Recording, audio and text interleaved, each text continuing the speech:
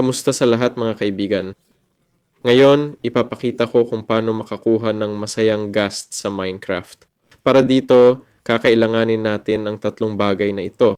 At baka kailangan din ng snowballs, 'di ba?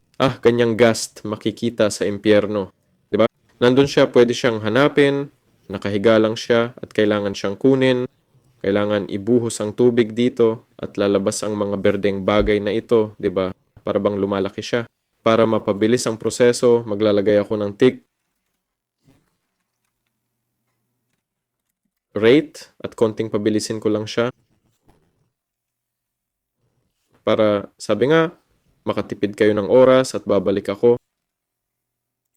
Eto na, 10,000, 3 minuto na at nakikita natin, hindi na siya malungkot, medyo katamtaman na.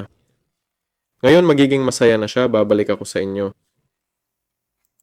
Lumipas ang 2 minuto pa, 10,000 din sa tick rate at naging masaya na siya. Hindi ko alam kung gaano pa. Oh, yung video nga pala, kinuha ko from pause at pinapakain ko siya ng snowballs, di ba? Para lumaki ang baby na ito. Oy, oy! Aksidente lang bro. Ito, pwede rin siyang lagyan ng saddle kapag lumaki na. At sa ganitong paraan nakukuha natin, syempre, ang ghast. Yan na yun. Ito si V. Sempoka. Paalam sa lahat.